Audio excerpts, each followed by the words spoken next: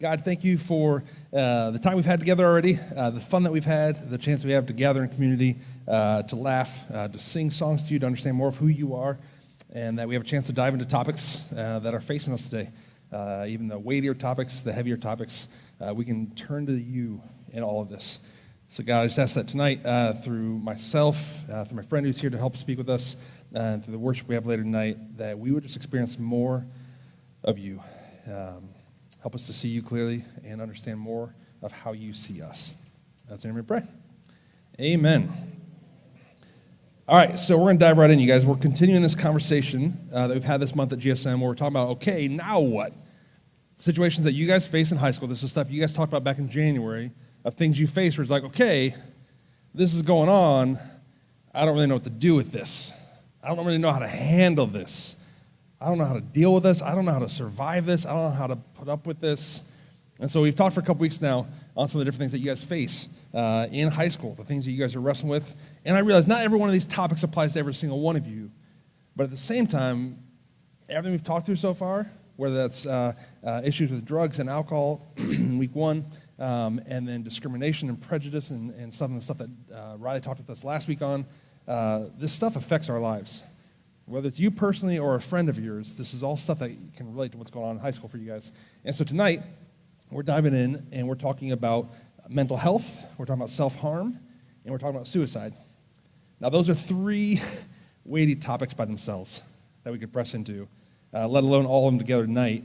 But the reality is that these three are often connected, these topics, these conversations.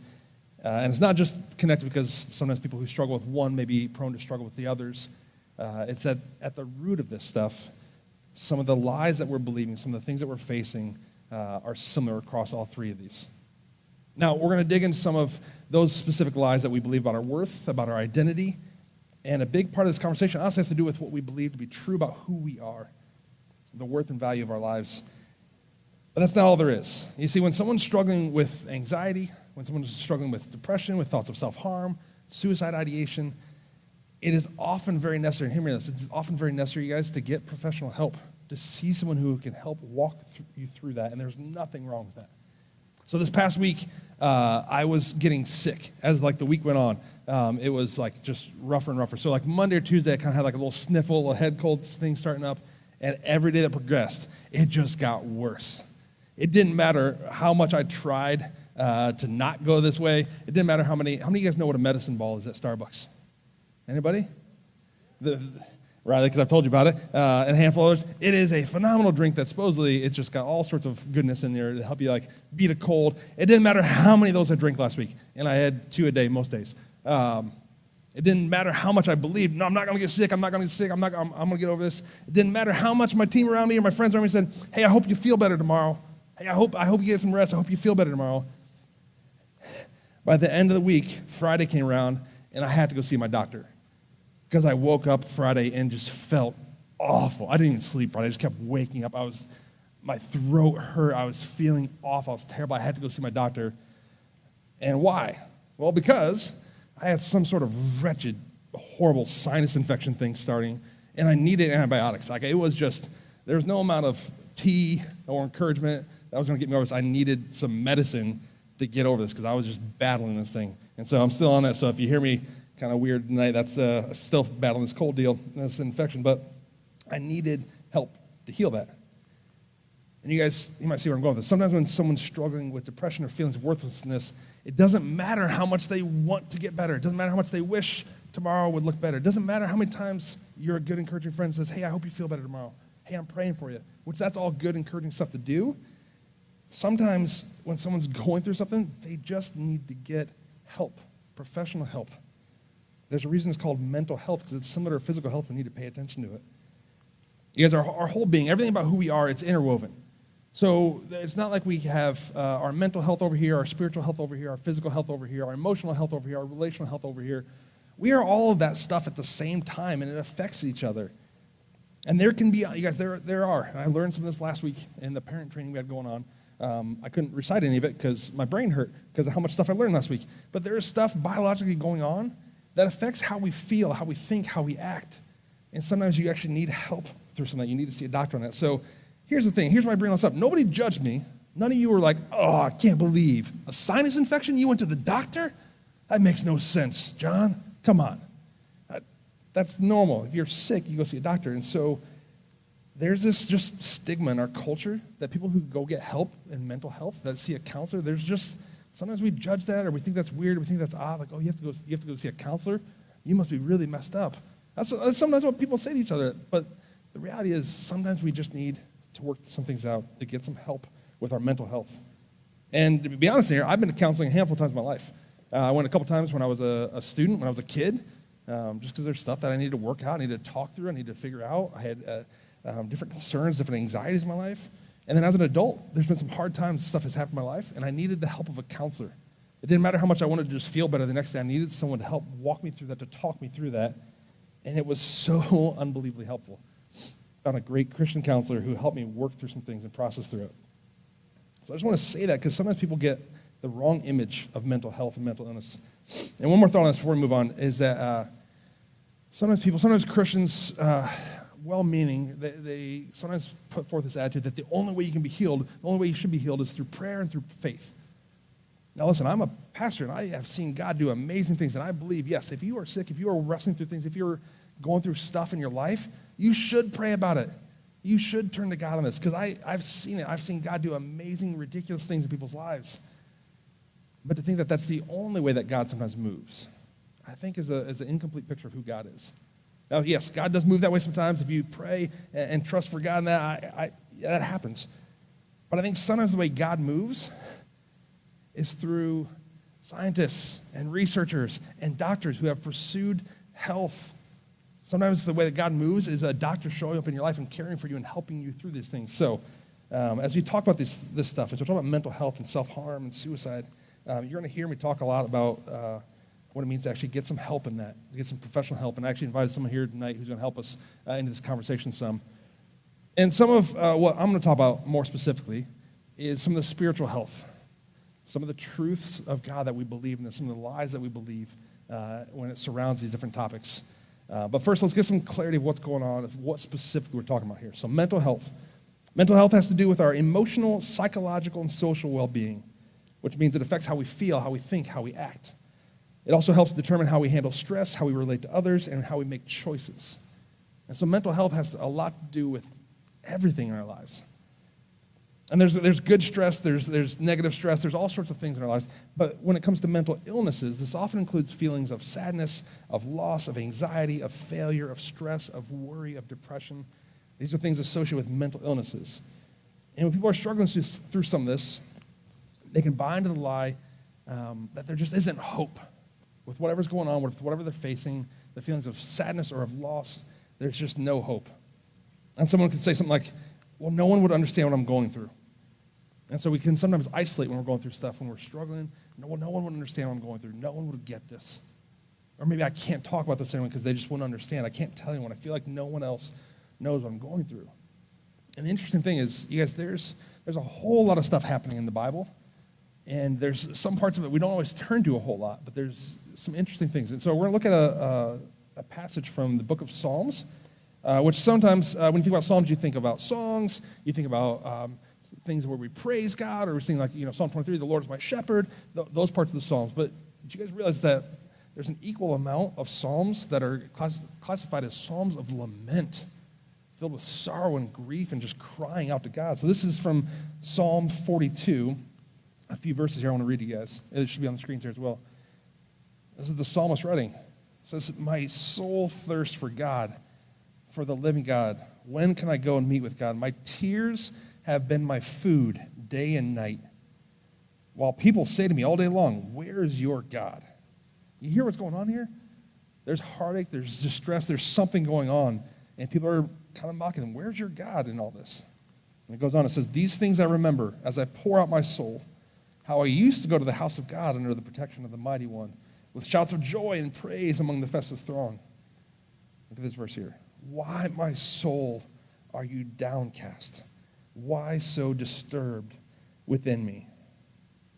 This is someone who's struggling with hopelessness. They're downcast. There's just struggles and real stuff going on in here. There's actually another book in the Bible that's called Lamentations. It's a whole book of laments. I looked up the definition of what a lament is. A lament is a passionate expression of grief and sorrow. So when we think no one would understand what I'm going through, there's actually entire books of the Bible that help us understand that, yes, others have been through this before. There's a scene in Jesus' life when he's praying near the end of his life, before the crucifixion scene here of what's going on.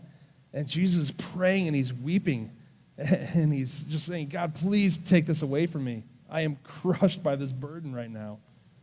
And we see in Jesus' prayer, he turns and says, but your will be done, not mine in this. So even Jesus went through a place where he was anguishing and lamenting. Another thought that some people can think in this is, I'll always deal with feeling this way. There's nothing I can do about this. We sometimes buy into this lie that this, whatever we're going through right now, this is all there is. It's never going to get better than this. We're never going to get through this. We're never going to get over this. And I get it. When you're going through a mess, it's all you can see. But trust me when I say it's just a season. These are just some of the lies that we face in this. And the truth is that there is hope. The truth is that we are not alone in whatever we're going through. God did not make for us to be alone. In Genesis chapter 2, at the very beginning, in creation, God made man, and instantly in that chapter he said, it is not good for man to be alone. And so he created us to be in community. And we see this like edified throughout all of Scripture. The need for us to be together, to be with one another, to serve one another, and care for one another, to lift each other up, to carry each other's burdens. And this is affirmed once again in 1 Corinthians 12. This is Paul writing a letter to the church in Corinth, to the people following Jesus at this church in Corinth. And he says this to them, now you are the body of Christ, and each one of you is a part of it. Each one of you is a part of it. It's not calling for us to go this thing alone. He's calling for us to be in community, to be together. So we're talking about mental health now. We're also talking about self-harm. And self-harm can be defined as this. It can be defined as an unhealthy coping strategy that involves the act of deliberately harming the body without intending to end one's life. Now, there's some lies that we can buy into when we're struggling with this. And it's what sometimes people say when they're wrestling with this, when they're dealing with this. Say, if I feel pain on the outside, that'll take away some of the pain on the inside. The pain that I'm wrestling with, the pain that I'm going through, the stuff that I can't even talk about to anyone, if I can feel pain externally, that'll relieve some of the pain internally. Or I have to make myself feel something other than the pain on the inside. Now, I gotta say, this is a hard one for me. I don't understand this all the time, and so I try to have some empathy to this and try to understand what someone's going through. But when they feel so trapped in that they feel they have to harm themselves as a way to feel something different, to get something different out of that. Our friend's going to help us understand this a little bit more in a minute. But the truth in this is that, honestly, God wants us to give our pain to him. There's this passage in 1 Peter 5:7. I've used this a couple times, I think even a couple weeks ago. And this passage it says, cast all your anxiety on him because he cares for you. The reality is whatever we're going through, we can take it to God. We can ask God for help in this. We can cry out to God to help me in this. God, why am I going through this? Again, you see this over and again in the Psalms. And the truth is we can go towards God in that. And then also talking about suicide tonight, which is when someone decides to end their own life. Often related to mental health, mental illness, feelings of worthlessness, of hopelessness, of depression. Some sobering statistics here. Suicide is the 10th leading cause of death in the United States. 10th leading cause of death in the United States. Now you have other stuff. And you have motor accidents. You have unintentional harm. You have homicide. You have heart disease. You have cancer. You have all these things in there that rank up in there. So suicide's 10th leading. But it's the second leading cause of death for 10 to 24-year-olds.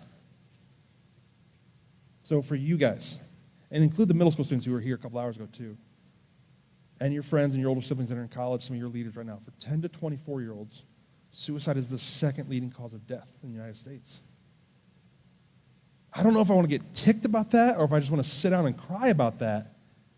That students that I work with, students that I love, your friends, your peers, your big brothers, your little sisters, suicide is the second leading cause of death in our country right now. There's 113 suicides a day. It's one every 13 minutes, which means since you got here at GSM, that's 7 people who took their own life in the United States. 2013, there's this data from this research that said 17% of high school students, 1 out of every 5 or 6 high school students, seriously considered attempting suicide in the previous 12 months. That means, listen, out of your table right now, 1 or 2 people, on average, in the last 12 months would have thought about it, would have wrestled with that.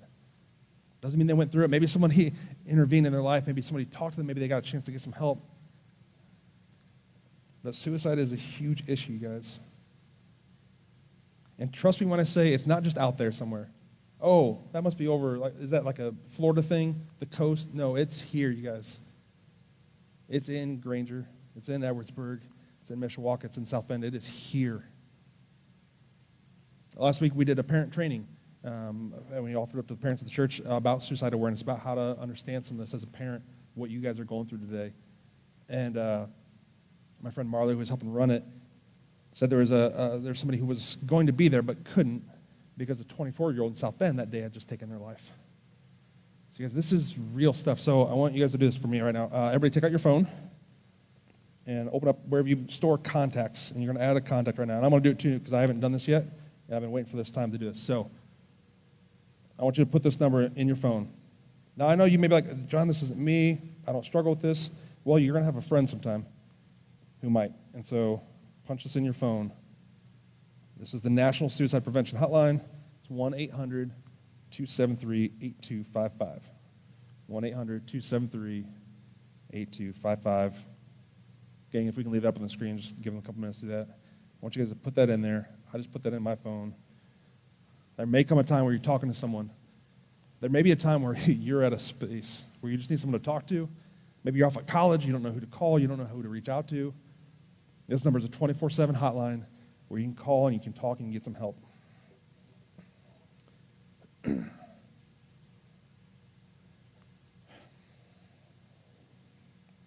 Some of the lies that we turn to, that people start thinking about when they're contemplating suicide, some of the lies that they begin to believe, is that no one cares. One of the biggest things that can happen with someone who's having thoughts of suicide is that they think that no one cares. Or worse, they start to think, it's probably better if I wasn't even here. Maybe my parents would fight less. Maybe this wouldn't be a big deal. Maybe this is my fault. No one would even notice. No one would even care if I was gone.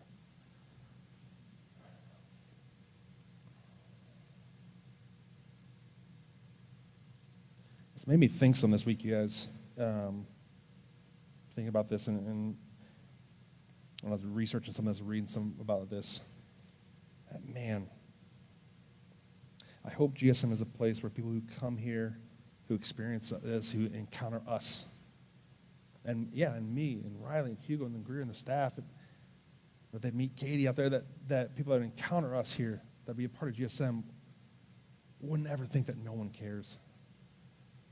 And here's the thing, I don't know all you by name. I don't know everybody in this room, but hopefully someone here has gotten to know you. Hopefully you walk out of here and realize that there is a place that cares for you. And do we get it right all the time? No, we don't get it all right all the time. Sometimes we're not nice. Sometimes we're not kind. Sometimes we forget to say hi. Sometimes we just pass each other in the hallway. Sometimes we are nice to each other here at GSM, and we ignore each other at school. I'm not saying this is a perfect place, a perfect community, but my hope would be that if you're here at GSM, you would know that somebody cares about you, that somebody cares for you, that you wouldn't get to this point where you think no one cares. Part of that lie is you get to this place where you have the sense that your life doesn't have any worth, that there's no point anymore.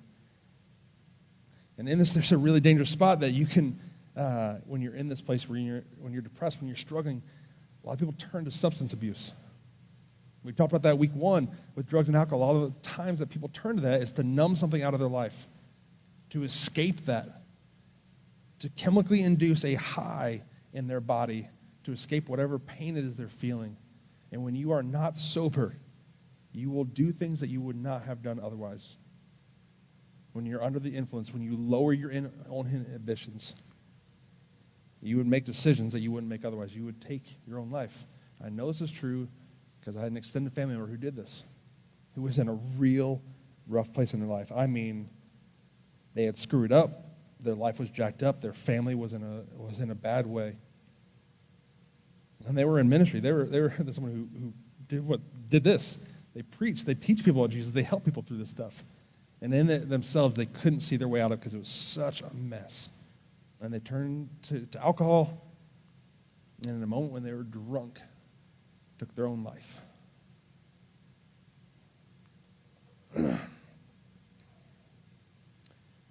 Another lie that people believe in this is that things won't change. Again, whatever is they're going through will just last forever. They won't be able to get their way through it.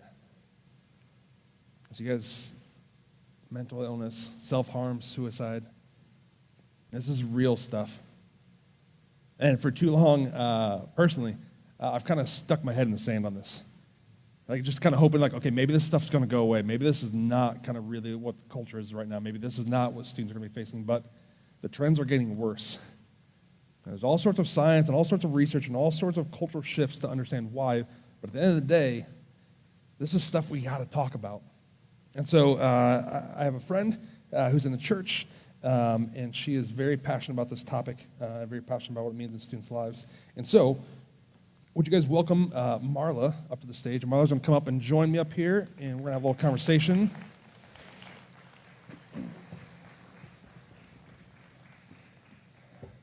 I met Marla years ago, and she'll tell us a little bit more about herself, but Marla is a trained clinical counselor. You're brilliant. You're genius. But in this, Marla has been helping me because we met a couple weeks ago. I'm not genius to work this stuff.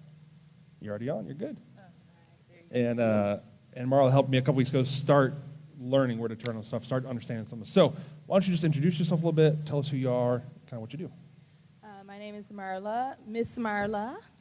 To you young people, I'm old, so I believe in that. So, Miss Marla. My name's Marla Godet. I'm a licensed professional counselor. I am a member here at GCC. I've been here for about 6 years. I moved here from the Detroit area during that time. I work as a clinician in mental health and human services. Most of my clients come from the juvenile justice system or Department of Child Services, and the other private clients that I have, many of them come from here, from Granger Community Church through referrals or in the community.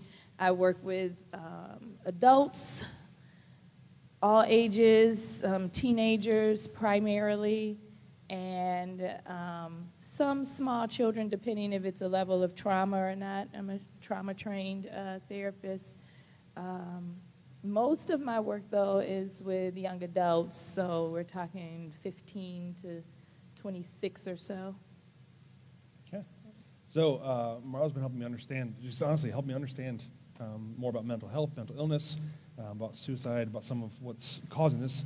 And so I just have a couple questions for her that I think will help us understand a little bit more on this. So can you help us understand what's the difference between having a bad day or having just an awful week and actually getting to the point of depression? Because I remember high school, there's just sometimes you just have a terrible week. You bomb a test, your girlfriend breaks up with you. I had a girlfriend break up with me. It was the worst. That was my first relationship. It only lasted a whole 2 weeks. Messed me up for 3 months. So put too much in that. How do we understand the difference between having a bad day and going through some rough, normal stuff in life? Right. And what is actually depression into that? So depression is a clinical term. People use that word like, sweet tarts or something. It just gets flipped around, like people say bipolar, or just words that just get flipped around, kind of society talk. I go in high schools and kids are like, oh my God, I'm so depressed, I'm gonna die. I'm like, don't say that, not to me, I'll have you in the hospital. So depression is when the feelings that you have actually hinder your daily functioning. You can't get out of bed. You want to, but you can't. Then eventually you don't even want to. And it's you're not enjoying your favorite thing. So say you have a friend and you know that they are an avid runner. Like they get up, they run every day, this is their thing, and they quit running. You're like, what's that all about? These are things that we pay attention to because it's not normal. Sometimes it gets blown off, or we're not really looking, or we think, oh, it's no big deal, they're just doing whatever, or they'll get back on it. You may have a friend who Facebooks you all the time, they're on Messenger all the time, then all of a sudden they're a ghost. Maybe Snapchat. You're like, what? Is that Snapchat's it? what Yeah, students use Snapchat. these I told days. you I'm old. I know. You know. So, So if there you're you go. snapping all the time, someone stops Snapchat, snapping, yeah. no pictures came up. Is that the second thing? It goes away in that. So there's no seconds from them. They're just done. They're like, you showed me a ghost. Where are you? What's going on? So you got to pay attention to that.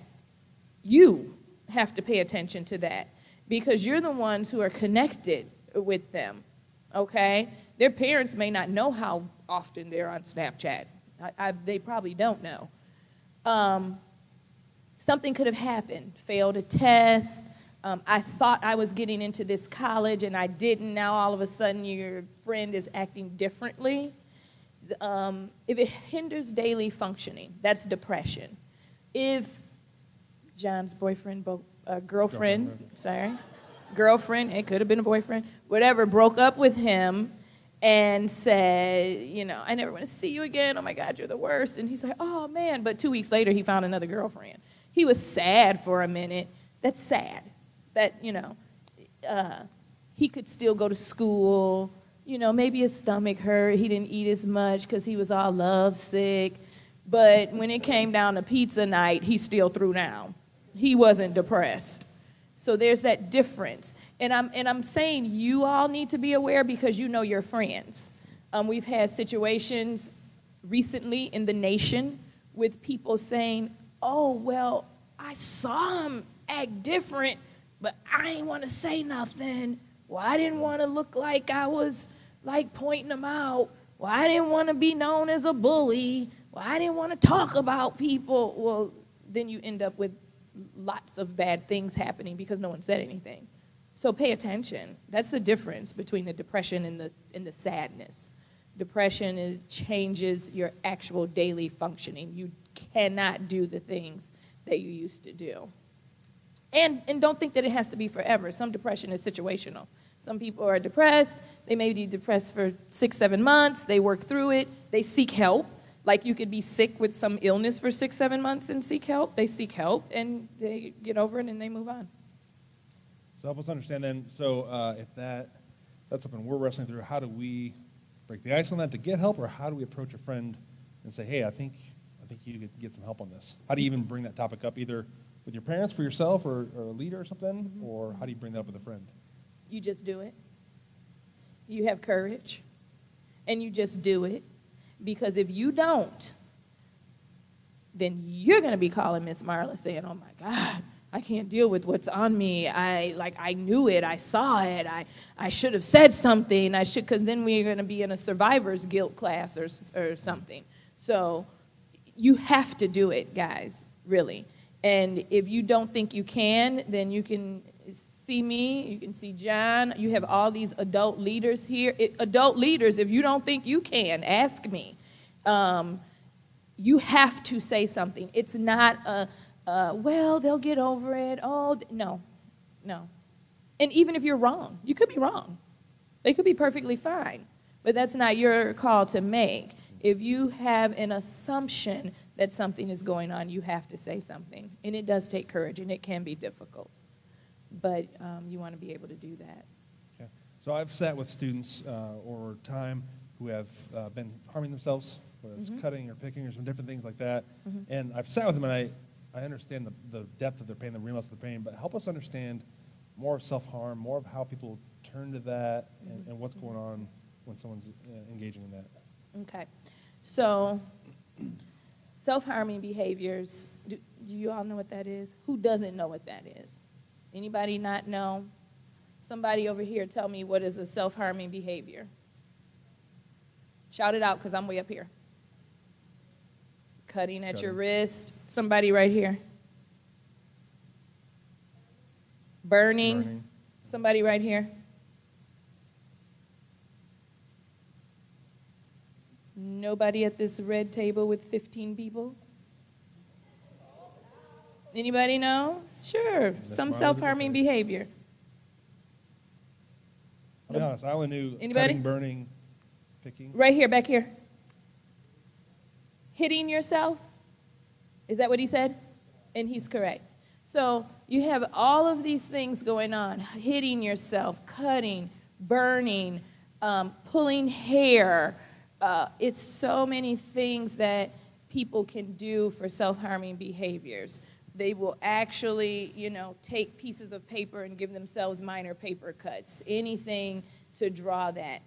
Okay, so when this became a big deal, like a long, long time ago, when people, maybe 15 years ago or so, people were like, oh, everybody's cutting themselves. John, what do we do? What happened, right?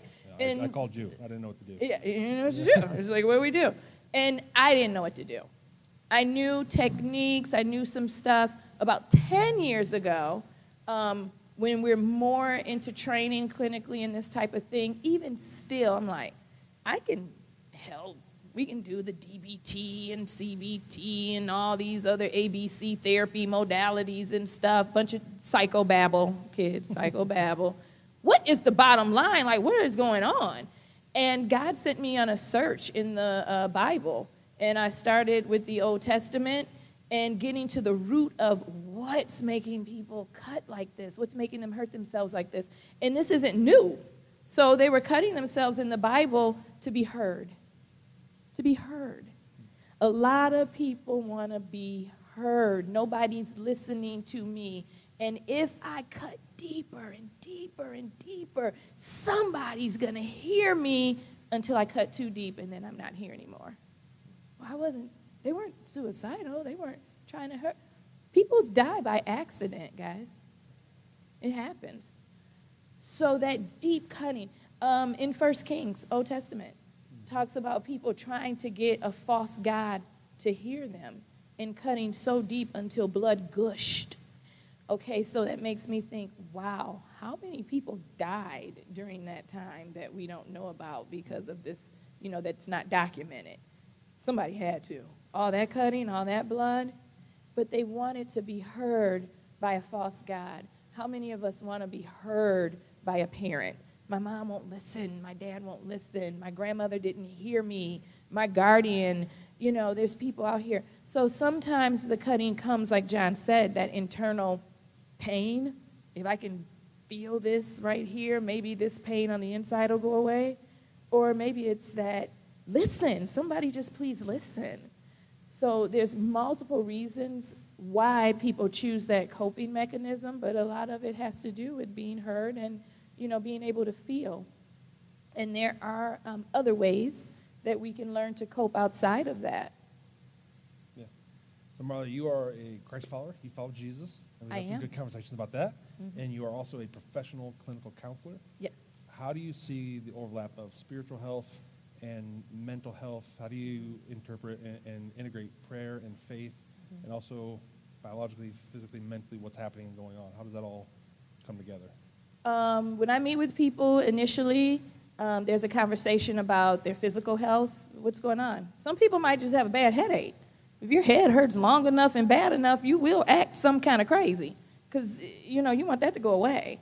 Some people may have diabetes and their sugar bottoms out and they kind of zone out. It's all kinds of physical things that can manifest itself as like a mental health issue. Some people are chronically ill. They are in pain, and the pain's not going to go away. They have a disease where they take medicine and they try to control it, but this is what I have. And it will cause depression to know that you have to live with this forever. So we talk about the physical health and how that could relate to the mental health. We talk about spiritually, where are you? If you're so down and out mentally that when people are telling you, Pastor John's up here like, oh, just pray about it. Just pray about it. And you're like, I don't even got any words to pray. Pray what? You can't even get there. And that's real talk. That's legit. Like, you cannot pray if you're so heavy and weighted down that you can't even get off the couch. So I need to know that. Like, where are you? First of all, do you believe in prayer? Some people they aren't there. They don't believe it. So you got to get to that, all of that understanding. But people who really are down, my friend killed themselves or died by suicide. My friend, this. Or my parents are getting a divorce. I got this and that. What should I be praying about? We got to get that emotional stability first. And then, once you're stable and can actually think, clearly and feel a little better, then maybe you can talk to God about it. Because now you have a clearer state of mind. Don't ever let anybody, young people, tell you that, prayer's the only way. Well, clearly it's not, because the Bible gives us so many instances of people being healed and then walking away and not even praying or even giving thanks. So it's not the only way, There's other avenues out there. I just talked to the young man at the table over there. I said, wasn't Luke the physician? Like, Jesus had a physician with him even though he was healing people. Well, everybody maybe didn't believe that healing. You got to be there. Maybe he's like, Luke, go give them some herbs because they ain't where I am right now. All right, Marla, last question here. And I'm giving you a little bit of free reign here within measure. We still got more to do tonight. You got a room full of high school students. Okay. You love students. You love young people. I do. And this is a topic that you're personally passionate about. It's affected you. It's affected close friends. Yeah. What final words do you want to share with this group on the topic of mental health, mental illness, self-harm, suicide? I want you all to know that there is always help. When you're at your lowest, when you feel the worst, there is always help. It may not be the help that you want, though. You might want help. I want my mom to do it. I just want her to be here. She may not be ready. She may not be able. People have their own issues, too, especially parents. And I'll tell you, I was in therapy with my middle son, and he was saying stuff to me, and I was like, what? I mean, I didn't know that. I'm sorry, because I didn't know, and we don't know that we don't know. We're just trying to do the best that we can. I had enough wherewithal and education to go seek therapy with him, though. If this is something you think you need with your family, you need to bring that up. It's not scary. It's not a bad experience. Well, I'll say this. I'm not a scary, bad therapist. So.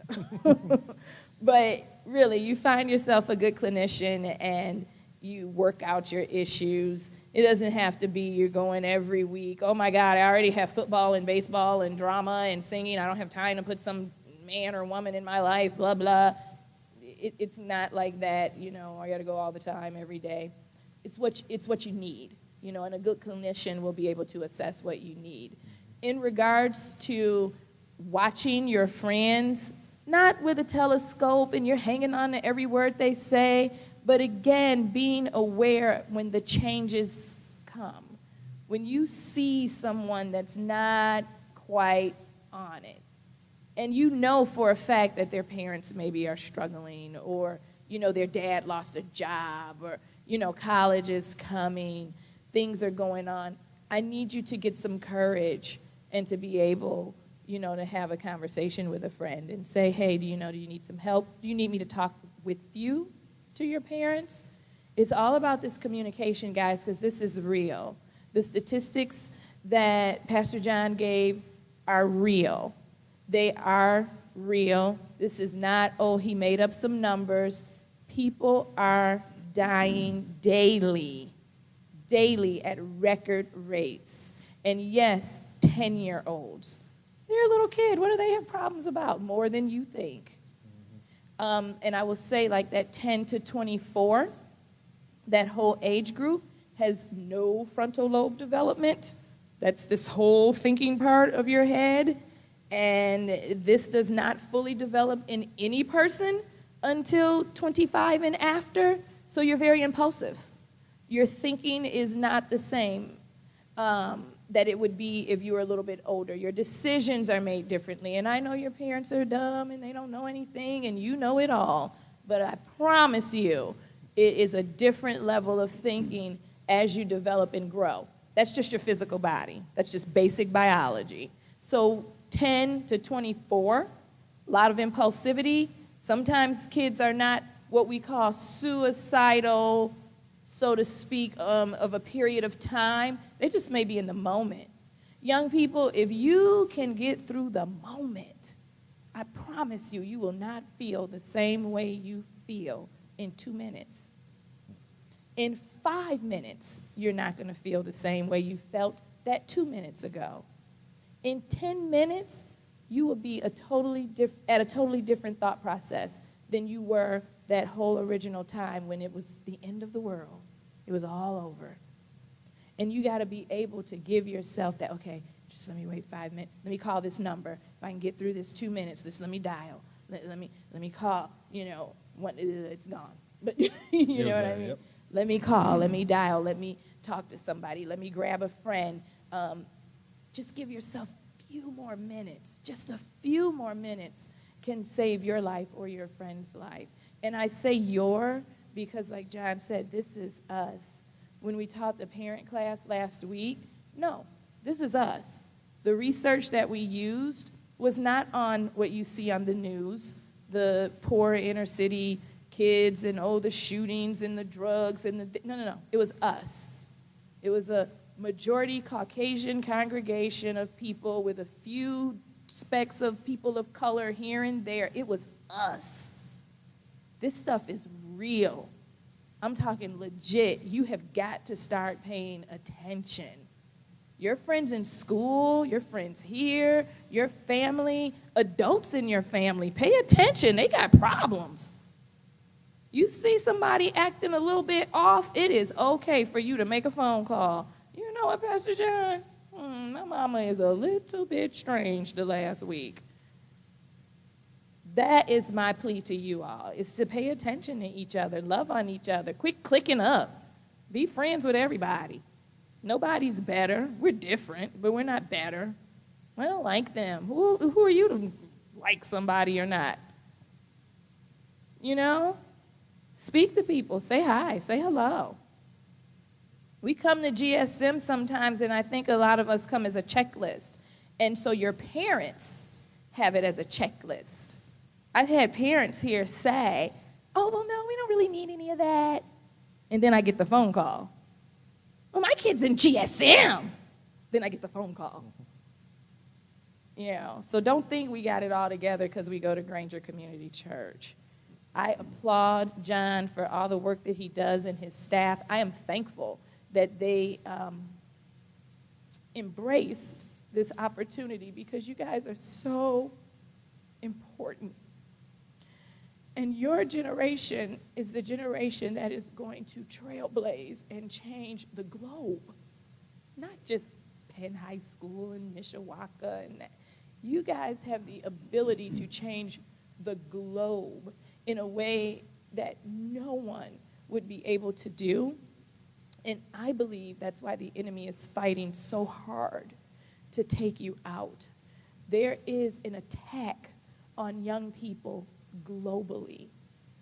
I want you to know how much I care. I don't have to know you to care about you. And I do, and I'm thankful to the church for allowing this opportunity. And I hope we have other times together through the year that we can discuss things that are relevant so that you guys can be strong and do what you need to do for the Lord. Awesome. Can we thank Marla, you guys? Thank you. You can take that back. You can take that and give them back. Marla, that is a camp. That's a camp standing O. In student ministry, we don't just do a standing ovation like, boring stuff. That's a standing O. Do it again. I like it. It's cute. Yeah, that's so cute. That's sweet. There's a couple lazy O's out there, not quite standing, but thank you, good. guys. Thank you, Marla. All right. Let's switch gears here for a second, but stick with me here.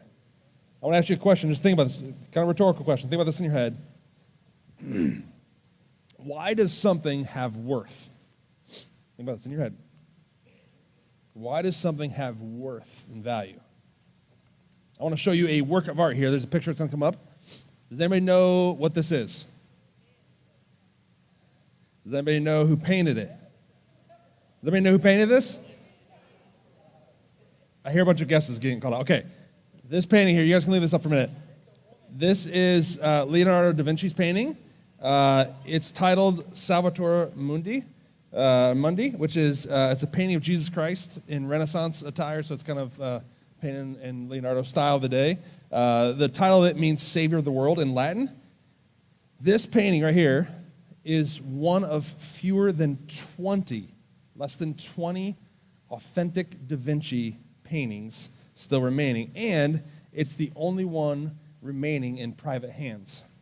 It was sold at an auction in 2017 to a Saudi prince for $450 million. It set the record for the most expensive painting ever sold, and it's going to be put on display in the brand new Louvre, Abu Dhabi. Abu Dhabi has a new culture and arts center and has a 30-year partnership with the French Art Museum, the Louvre, and so this will be on display there. So what determines that this painting is worth $450 million? I'll tell you what, scarcity. It is one of less than 20 authentic paintings by Leonardo da Vinci, like the Mona Lisa, Last Supper, like Da Vinci, not Leonardo the Ninja Turtle, which was my favorites growing up, but Leonardo da Vinci. This is the only one in private ownership. It's the only one you can actually buy and have in a private collection that's not part of already a museum or government owned. It's the only Da Vinci that can be privately purchased. Da Vinci in itself is already rare. There's less than 20 of them. But this makes it even more so. The worth is set so high in correlation to the scarcity. And that's one way that worth is set, you guys. That's one way that value is determined in life right now, is by the corresponding scarcity. The rarer something is, the more it's worth. But there's another way that worth is determined. Let me show you another fine piece of art. It's actually a 3-piece compilation that I have here. See, my oldest daughter, Lydia, loves, so she's in 2nd grade, and she's down in the jungle room every Saturday night for service, and she loves that room because when they have some like the group time, the kind of the hangout time, and just some fun time, some of the kids are playing foosball, some are playing on the Wiis. She goes instantly to the craft tables. I know some of you guys from there. Emily Carter's one of the group leaders in that room. She sees her all the time. She's constantly, Emily can vouch for this, constantly at the craft table, to the point that Miss Jen occasionally says, Lydia, it's time to come over here now. So this is 2 pieces of her creation from several weeks ago. You have to realize my arm's much bigger. But she made these little loops on the backside of this, and these are wings that she's made for some sort of bird attire. She could be transformed into it imaginatively, very creative, very colorful. Apparently this is some sort of birthday bird because it's all these birthday stickers on here. So that's 2 pieces, like I said, it's 3-piece. And then the third part of it is this other piece that would fit around her smaller head, but not mine. And it would fit around her head so that there's a beak then on the front of this. So it's the 3-piece little artwork here that she did. And she does this literally every single Saturday night. She'd come home with new creations. She spent some time on this. Sometimes too much time in the classroom. She's not listening. But she spent time on this. She put some creativity in this, some imagination. This all came out of her brain somewhere. She put something of her own imagination, her own thought, her own passion into this. But, as you can tell, it's made of paper. And yet she keeps making this stuff of paper every week. And later that evening, like that night after we got home from church, I didn't do this. This happened, though. The beak ripped. The headgear that holds the beak in place ripped. And you guys, she was a mess. My little 8-year-old was distraught over this. Tears welled up. And this has happened on more than one occasion. That's how she's sometimes almost inconsolable in it because she's so sad. She's so heartbroken over this. There's one time she made a bunch of like little human figurines. She cut them out of paper, all that stuff. She had like a whole almost village. And she noticed when we were driving home that one of them was no longer in her pocket. She was looking through her pocket on the way home, and one of them was missing. And the whole car ride home, just weeping and sobbing. We have to turn around. We have to go back. We have to look through the parking lot. We have to find it. And here's the deal, you guys. I'm sitting there and I'm thinking as I'm watching this, we have got rolls and rolls, entire reams of paper at home. I mean, we've got like some of those big like rolls that you put on like easel. We've got so much paper. We've got entire bins of craft supplies and markers and crayons and more stickers and all this stuff. But to her, she created this thing. It's precious to her. It has worth to her. Now, you can look at it and be like, well, that's an 8-year-old. But to her, there is worth in that. There is value in that. It doesn't matter how much we have piled up there next to us. Lydia put something of herself into that creation. You guys, I think that worth is not only set by scarcity like that painting, but worth is often determined by the Creator. So when we think about worth of life, when we think about our lives, when we think about the worth, the value of our lives, scarcity sometimes doesn't seem to apply. And if you're thinking down this way and you're in a rough place, you think there's 7.5 billion people alive today. I'm not really that rare. There's 7.5 billion other people. But worth is not only set by scarcity, it's often determined by the Creator. And guys, God has created us, and in that we have worth. Even if others don't see it, our Creator does. God sees it. God has put something of himself in each of us. And we are made in the image of God. I think Riley spoke on this a little bit last week. In Latin, it's referred to as the imago Dei, that we are made in the image of God. And this comes from Genesis 1:27, the first chapter of the Bible. It says that, so God created mankind in his own image. In the image of God, he created them. Male and female, he created them. There's something of who we are that reflects the image of God. When we experience something that is good and right and kind and beautiful and wonderful, we are experiencing a reflection of the image of God lived out through us. God put something of himself in us. He created us. And the truth is, you will never look into the eyes of someone who is not immeasurably worth. You've never met someone who is not loved by God. The biggest jerk in your life, some of you right now have a name, don't say it. The biggest jerk, the biggest bully, the person that's just taunting you and teased you is loved by God, the same as you and I. We are all made in the image of God. You have worth. You are loved by God. Your life is sacred. Listen to me. Some of you need to hear this tonight. And some of you need to hear this because there's a friend in your life that you need to tell this to. Your life is sacred. You have worth and value. God's love for you is immeasurable. And it's not just because I'm telling you this. Don't just take it because Pastor Johnny said this. You guys, the Bible is full of this truth for us. God declares this to us over and over and over again. What he thinks of us. What he thinks of our worth, our value. And you heard me say earlier on, sometimes when you're going through stuff, when you're going through mental illness and self-harm and stuff like that, you need to get help. You need to see a professional counselor. You need to see someone like Marla who can help you work through some of that, untangle some of that, so you can get to the point where you can hear this truth. And so in a minute here, I'm going to pray. And then after that, we're going to have a chance for a little bit of a reflection on this. Don't do it yet, but after I pray, there's just simple note cards in your bins. And there's pens. And you guys can go and put this slide up on the screen. But there's a whole list of verses that declare the truth of who you are, you guys. And so after I pray, I want to give you guys a chance to reflect on this, to think on this. And so after I pray, you'll take one of those cards, take a pen, and honestly, I encourage you to spread out. Go to one of the empty tables. Stay in the room here, but move around, sit on the floor, spread out. And I want you to just look at some of these verses that are going to be on the screen. If you guys have them, you can go and put them on up there. I want you to just look through these verses, think through them, listen to the truth of these, and then look some up. So I know a lot of you have the Bible app on your phone. Take a picture of the screen if you want to look at it more later. If you're a little bit more crafty, a little more creative, there's more cards. There's actually like markers and some Sharpies and more colorful stuff at the table if you want to write some stuff down, if you want to draw some stuff out. I'd encourage you on that card, at least look up the verse. Write it out. Write out what the verse is. Write out what the truth of what God is saying about who you are is on there. And no, those last 8 verses are not a typo. Over and over and over again, there are so many passages that God just declares you are loved. You are loved. You are loved. So I'm going to pray for us, and then you'll have a chance quietly. You guys don't, listen, I know some of you may be like, I'm done, I'm checked out, I don't really want to lean into this, and some of you need this. Just respect what's going on around you and give your friends a chance to lean into this moment, to hold on to the truth of what God says. Let me pray. God, there's so many things